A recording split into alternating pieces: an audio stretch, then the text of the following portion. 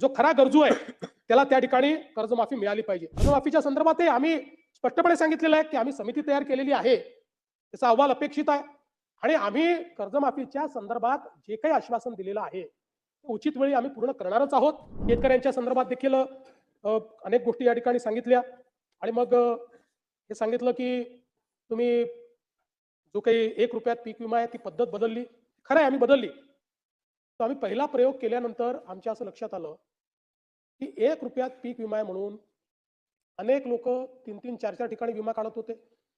बीडची केस तर आपल्याला माहिती आहे की ज्या ठिकाणी जमीनच नव्हती त्या ठिकाणचे विमे काढले गेले आणि म्हणून आपल्या असं लक्षात आलं. आणि दुसरं, ही जी काही पद्धती होती या पद्धतीमध्ये पहिल्या ट्रिगरवर 25% पैसे मिळायचे आणि ते 25% पैसे मिळाल्यानंतर त्या शेतकऱ्याला असं वाटायचं की आता मला पूर्ण पैसे मिळणार आहे आणि मग लक्षात यायचं की सेकंड आणि थर्ड ट्रिगरच नाही आणि त्यामुळे 25%वरच त्याची बोळवण व्हायची. आणि म्हणून ही एकूण जी काही पद्धत होती ही पद्धत ट्रिगरची, ही शेतकऱ्याच्या हिताची नाही हे लक्षात घेऊन आपण त्या ठिकाणी ती पद्धत बदलली.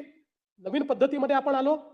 नवीन पद्धतीची विमा पद्धत आपण केली आणि काही ॲश्युरन्स पद्धतीमध्ये देखील आपण गेलो आणि त्या पद्धतीनं आपण आज आपल्या शेतकऱ्यांना मदत करतोय. आणि मला सांगितलं पाहिजे की मागच्या वर्षी ज्यावेळी आपल्या शेतकऱ्यांवर संकट आलं त्यावेळी आपण आपल्या शेतकऱ्यांना जे रोख पैसे दिलेले आहेत त्यांच्या अकाउंटमध्ये ते 15,472 कोटी रुपये हे थेट शेतकऱ्यांच्या खात्यामध्ये, पीडित शेतकऱ्यांच्या खात्यामध्ये आपण दिलेले आहेत आणि म्हणून आणि डीबीटीच्या माध्यमातून दिले आहेत. त्यामुळे मला असं वाटतं की शेतकरी जिथे अडचणीत आहे आणि कर्जमाफीच्या संदर्भातही आम्ही स्पष्टपणे सांगितलेलं आहे की आम्ही समिती तयार केलेली आहे, त्याचा अहवाल अपेक्षित आहे आणि आम्ही कर्जमाफीच्या संदर्भात जे काही आश्वासन दिलेलं आहे ते उचित वेळी आम्ही पूर्ण करणारच आहोत.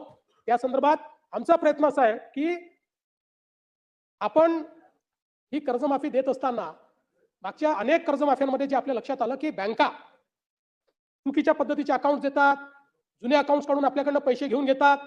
आता आपण ॲग्रीस्टॅक म्हणजे 100% शेतकऱ्यांचं आपण त्या ठिकाणी नोंदणी, त्यांच्या जमिनीची नोंदणी, त्यांच्या सातबाराचा सगळा अहवाल अशा पद्धतीनं आपण एक शेतीचा डिजिटल रेकॉर्ड तयार केलेला आहे.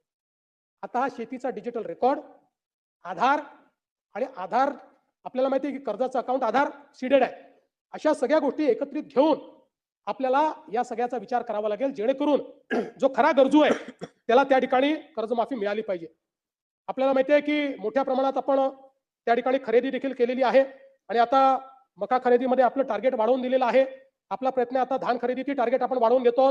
त्याही संदर्भात आपलं बोलणं चाललेलं आहे. एक प्रश्न हा विचारला की तुम्ही मागेल त्याला कृषी पंपाची घोषणा केली होती, किती लोकांना पंप दिले? मला सांगताना आनंद वाटतो की आतापर्यंत जी मागणी आलेली आहे त्या मागणीपैकी 85% लोकांना पंप ऑलरेडी आपण देऊन टाकले.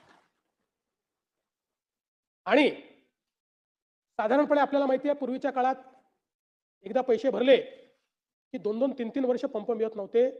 2 महिन्यामध्ये आपण पंप त्या ठिकाणी देतो. 2 महिन्यामध्ये. आणि आता आपली गती किती आहे?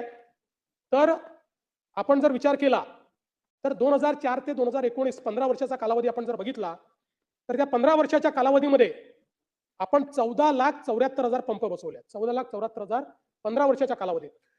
आणि 2022 ते 25 3 वर्षामध्ये आपण किती पंप बसवलेत? 3 वर्षात बसवले 10,63,000. 15 वर्षात 14,74,000 आणि 3 वर्षामध्ये 4 वर्ष 3.5 वर्ष समजा 3.5 वर्षात 10,63,000. त्यामुळे आणि आपल्याला माहिती आहे आपण तर आता एका महिन्यामध्ये 50,000 पंप बसवण्याचा गिनीज बुक ऑफ वर्ल्ड रेकॉर्डमध्ये आपली नोंदणी ही त्या ठिकाणी झालेली आहे. आणि मला हे सांगितलं पाहिजे की आता ॲव्हरेज 40,000 पंप पर मंथ आपण त्या ठिकाणी लावतो. MSCDCLचं टार्गेट पूर्ण झालेलं आहे. कुसुंबीचं, मेडाचं 2,80,000 पंप लागलेत. फक्त 33,000 पंप हे त्या ठिकाणी बाकी आहेत. आणि आपण जी काही त्या ठिकाणी शेतकऱ्यांना वीज बिल सवलत दिलेली आहे त्याच्या अंतर्गत मागील हे जे सरतं वर्ष आहे या सरत्या वर्षामध्ये वीज बिलाच्या सवलतीपोटी राज्य सरकारला 23,000 कोटी रुपयाचा खर्च आला. 23,000 कोटी. म्हणजे हे 23,000 कोटी रुपयेचे जे विजेचे बिल आहेत ते आपण माफ केलेले आहेत. जे शेतकऱ्याकडनं वसूल झाले असते ते आपण त्या ठिकाणी